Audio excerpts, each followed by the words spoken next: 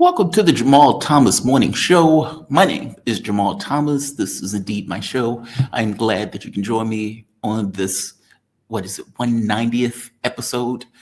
Wow, we're racking those things up, aren't we? I hope you guys have a decent night. I guess a decent night for you, decent day for people who are not necessarily on the East Coast. Interesting news. Interesting news. And I have a damn good show for you today to talk about that interesting news. No, I'm not going to cover anything about Elon Musk's starting a new political party. I think it is one of the weirdest, most redundant things in the history of things. I will talk about the Epstein thing, though, and I'm going to have former CIA spy John Kiriakou. He's going to be joining us at 9 o'clock. Carl Jha. I'm sorry. I have two things in my head at once. Carl Jha, he's going to be here at 7:15 to have a conversation about what seems to be like China being more, let's say, definitive about his red lines. Let's say it that way. China can be somewhat understated in the way that they talk about things, that they could be somewhat slow to move, slow to maneuver. But recently, they have seemed to have gotten, let's say, far louder about their interests. Iran being one of those interests, Russia being another one of those interests. And so it is fascinating to me when they're having a conversation with European leaders. European leaders, to me, are the weirdest people on the planet. They make these proclamations that nobody really listens to. And yet they make them as if people are listening to them. It is the weirdest thing in the world. It's as if they act as if people are as stupid as they are. And so they will have a conversation with Wang Yi, and they would bring up, hey, your support for Russia, in which case Wang Yi has to tell them the most obvious thing in the history of things. Russia losing is unacceptable to us.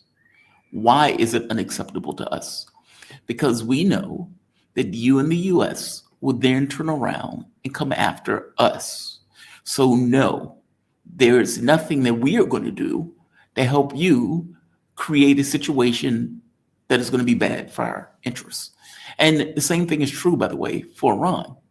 There is nothing we're going to do that is going to help you create a situation that is bad for our interests. And yet Wang Yi had to say it aloud because apparently Europeans didn't know any better. And they call Americans stupid. Just amazing to me. The Epstein thing has to be discussed, and I'm glad John was able to join us on this one. They are acting as if nothing to see here, folks. Let's call it a day and let's move on. And this is, if not the greatest betrayal of MAGA, then I don't know what is. In very short order, just put this in context. Trump got in office, didn't end the war in 24 hours. And if you want to say, okay, well, 24 hours, man, he was just, spitballing. Okay, well, we're 3-4 months in, still hasn't ended the conflict. And the only thing Trump had to do was walk. He didn't do that. In Yemen, he started a war with Ansarullah in Yemen. So there's that. He greenlit a war against Iran. And when it became very clear that his incompetence was skating across the moon like Icarus. And he thought that Israel was going to be able to beat Iran within a couple of days. When it became clear that wasn't true, Donald Trump himself had to throw his body on his proxy to save it because it was being taken apart by Iran. Meaning, the reason that Donald Trump bombed Iran was because Iran was taking his proxy apart, and he needed to find a way in order to stop the conflict because his proxy couldn't keep going. Not only is that incompetence, that's also a loss. And it's a loss on several counts. For one, the president who said he wasn't going to start wars, he was just going to, end wars, got directly involved in the bombing Iran after greenlighting the bombing and attack of Iran by his client, Israel. Just astonishing. Pass a deficit exploding bill, meaning Donald Trump as I keep pointing out, lies as easily as he breathes. And when reality just doesn't fit, he just lies. And he does it in a heartbeat. I don't even know if he thinks about it before he does it. Habitual liars lie. That has been the rule, right? And he, as a habitual liar, tried to give this impression that the deficit wasn't going to go up, that this wasn't going to bust the budget, in which case everybody and their mama who looked at it knew that the deficit was going to explode as a result of his bill. So the guy who's supposed to be doing Doge to get rid of waste, fraud, and abuse because the deficit is going up too much is blowing up the deficit in order to give rich people like him who don't need it a tax cut. Double down on weapons to Ukraine. When Donald Trump became very clear and aware that Putin, pardon my language, didn't give a shit about him because Trump had no cards to play, well, Trump felt some kind of way. His feelings were hurt. And he decided, well, we're going to give weapons to Ukraine. Now, keep in mind, the reason they weren't giving certain weapons to Ukraine is because we didn't have them to give to Ukraine, because we have been giving them to Ukraine for the last 3 years.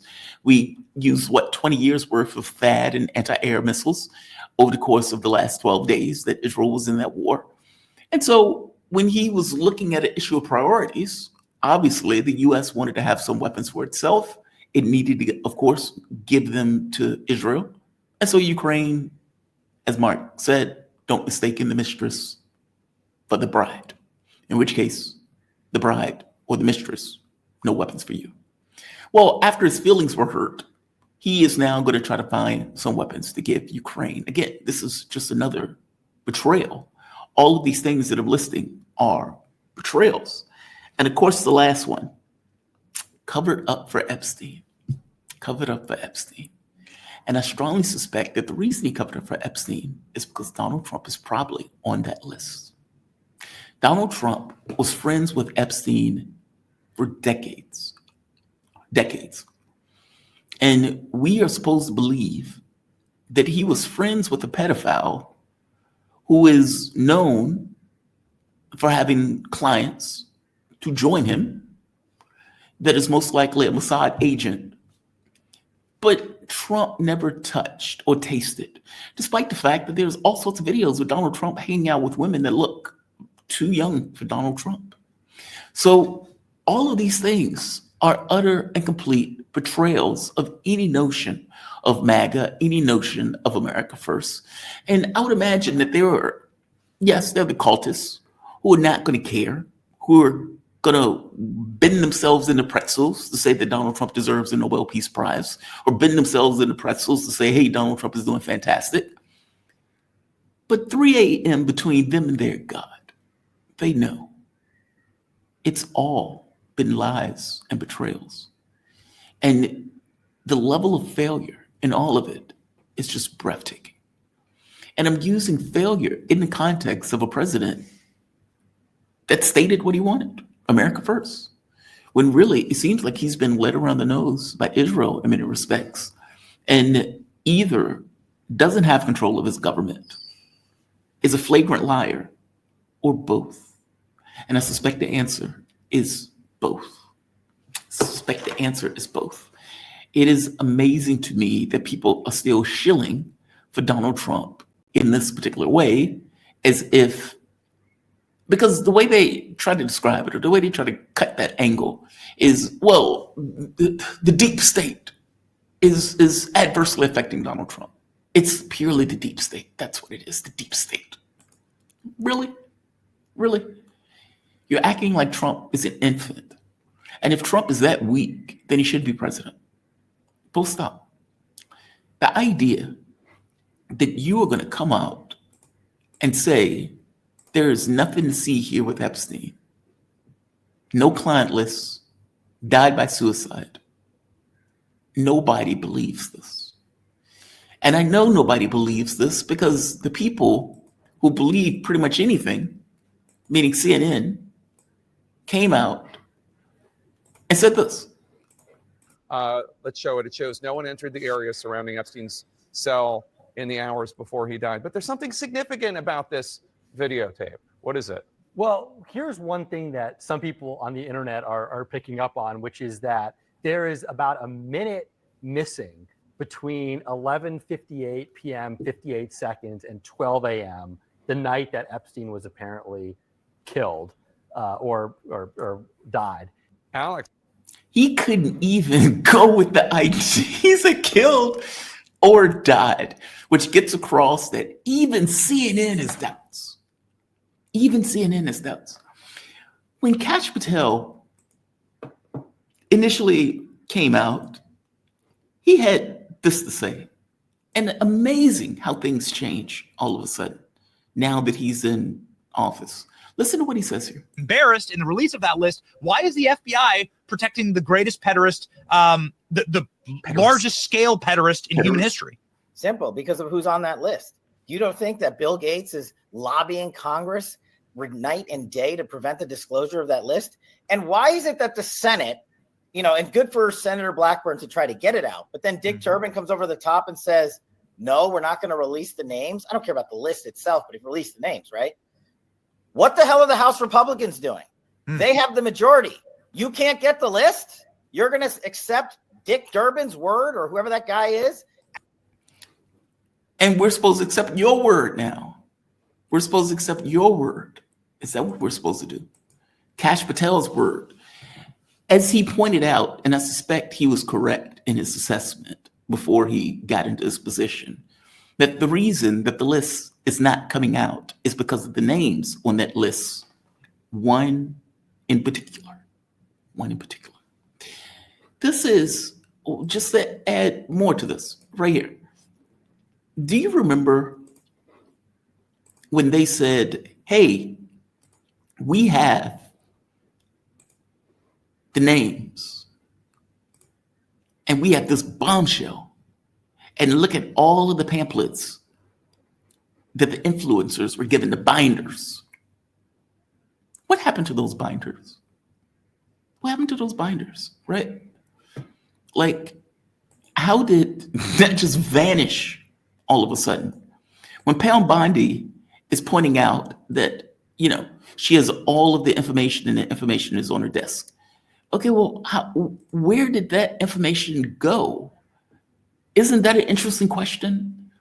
Like, meaning, if the Attorney General comes out and says, I have the JFK files on my desk, I have the Epstein files on my desk, and I right here, when she comes out and says this, how do you walk this back? I just don't get how they walk this back. Right here. The DOJ may be releasing the list of Jeffrey Epstein's clients. Will that really happen?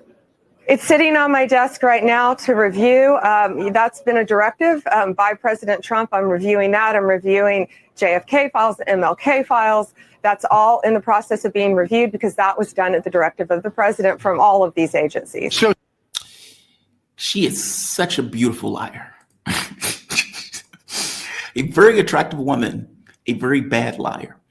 Because one of two things is true. Either she's lying there or they're lying now. And the problem with this kind of argument that they're making, if you remember Acosta, when he was going after Epstein the first time around, somebody pulls his chain and Acosta is quoted as saying, this is above my pay grade. Something to that effect, I'm paraphrasing. But he effectively said, look, this is above my pay grade. Somebody higher up, pull my chain on this issue. So clearly, something was happening. Also, the idea that the two guards who are supposed to be watching the guy both go narcoleptic at the same time, and the cameras that are supposed to be covering the door both are out of commission, is a little weird. It's a little strange to me. Meaning, this is a lot of stuff that they want you to swallow. And they want you to swallow in a way after years of them saying Jeffrey Epstein was an apex pedophile. But now, nothing to see here, folks. No Johns, no clients. Nothing to see here. The problem with that argument is when you go to one of the witnesses or the people who were effectively violated by Epstein, she has this to say. I have spent the last 17 years in my own prison for what she, Jeffrey, and all the co-conspirators did to me. I was raped repeatedly. I was raped 3 times a day sometimes. And I was not the only girl on that island. There was a constant stream of girls being raped over and over and over again. And yes, Ghislaine must die in prison because I've been in hell and back. Okay, so in this case, you have her saying very clearly, I was not the only girl being trafficked. All right. I have asked this question for the last 3 years. Where are the Johns? Where are the Johns? If indeed you had this steady stream of women that were being raped, and the other woman that was standing there with her attests to that, then where are the Johns? And it seems that Trump, who came in saying, I'm going to release the JFK files, I'm going to release the UFO files, I'm going to release the MLK files, I'm going to release all of this stuff. At the end of the day, his friend, Jeffrey, Trump refused to release the list. Refused to release the list. I asked John to come on the show before he even saw the clip. And the issue and the wild part, when I hit John up yesterday, one of the things he pointed out, he was like, he says, hey, he says, it's wild to me that they didn't bring up the Israel angle to this. Yes, that is wild. I mean, keep in mind, Ghislaine Maxwell, her dad, Jordan Maxwell, I believe his name is, worked for Mossad. And the belief is that this was something that they were keeping in the family, and that the money and the access that Epstein was getting was effectively used in order to allow Mossad to get more information, more data, not to mention more compromised materials on various people, let's say, in his orbit. Now, this, of course, allows for data, for blackmail, for all sorts of things. And there was always these questions around, where's he getting his money from? And to this day, I haven't necessarily heard a clear thing about where he was able to get his finances. There was also this thing, if you've noticed, the number of people in this association. I remember distinctly when he first got pitched, Nancy Pelosi's daughter came out. Oh God, if I remember this correctly, Nancy Pelosi's daughter came out and said something to the effect of, there may be people who you know who are in his orbit, and effectively, that's a sad day for them. Basically, don't throw your body out to protect some of these people if indeed they're in Epstein's orbit. And the name comes out in a list because of it. RT was doing this piece right here, ex-Israeli spy.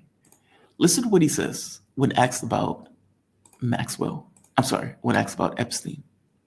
Spy. Because the mainstream media narrative is, we don't know about Ghislaine Maxwell. She denies all wrongdoing. And basically, Epstein was a pedophile and was a successful banker. He made lots of money, and he was a criminal pedophile, and he died in a jail awaiting justice. That's the story. Nothing to do with Mossad, nothing to do with Israeli military intelligence, nothing to do with Israel. Yeah, they would deny it. It's a real bad story, and they would deny it. But he was put straight with the Israelis by Robert Maxwell at the time, a military intelligence, and started working there for them. Because the mainstream media narrative is, we don't know about Ghislaine Maxwell. She denies all wrongdoing. And basically, Epstein was a pedophile. The Ghislaine Maxwell thing is weird too, right? The Justice Department is really trying to pass this argument that there's nothing to see here. There's nothing to see here. There were no client lists. There was no Johns, nothing like that. Epstein did it all on its own. He was by himself, case closed. And despite the fact that 2 of the cameras were supposed to be broken, they show video footage, I suppose from the camera that wasn't broken. And in the words of CNN, don't take my word for it, the fact when you lose CNN, you've lost it all. They point out that there is time missing from even that video footage. This is CNN. Don't take my word for it. This is CNN reporting it. Alex, I have to say, I'm with the people that still have questions about this. I kind of don't buy the nothing to see here. And I don't know that the Justice Department helped their case. They released this video. Let's show it. It shows no one entered the area surrounding Epstein's cell in the hours before he died. But there's something significant about this videotape. What is it? Well, here's one thing that some people on the internet are picking up on, which is that there is about a minute missing between 11:58 p.m. 58 seconds and 12 a.m. the night that Epstein was apparently killed or died. Alex, I have to say, missing time. Missing time. There is time missing in that document or in that video. So they tell us, and again, I want to show this one more time. These people are holding up what is supposed to be documents on Epstein, the names that Trump gave to influencers. Okay, that's interesting, right? Because if indeed these are the names of influencers, then you should have those names. Meaning, if you're giving those things to influencers, then you should have those things. And here is Pam Bondi, Attorney General. Listen to what she said earlier. The DOJ may be releasing the list of Jeffrey Epstein's clients. Will that really happen? It's sitting on my desk right now to review. That's been a directive by President Trump. I'm reviewing that. I'm reviewing JFK files, MLK files. It is sitting on her desk to review. That is very clear. It is sitting on my desk to review. Okay. Before Kash Patel got in the office, Kash Patel was asked very point blank, hey, why do you think the files haven't been released? This is what Kash Patel had to say right here. You know, it's the same thing with Epstein's list. It's like, what the hell are these Republicans doing? Oh, I saw you give out the list. I saw you make news this morning about that. I got to get to that. Yeah. You say that the FBI has Epstein's list. They're sitting on it. That doesn't seem like something you should do. You're protecting the world's foremost predator. That seems like an evil thing to do, regardless of who may be embarrassed in the release of that list. Why is the FBI protecting the greatest pederast, the largest scale pederast in human history? Simple, because of who's on that list. Simple, because of who's on that list. I think that they're going to have a hard time selling this to the American public. I think they're going to have a very hard time selling this to the American public. I don't think you can go for years where you have told people he is an apex pedophile, he is an apex predator, he has been getting women left and right, or let's say girls, children, and in pursuit of this has a list of men, people who've been at that island, Bill Clinton, Donald Trump, et cetera, et cetera, et cetera. You can go down the list, Dershowitz, the works.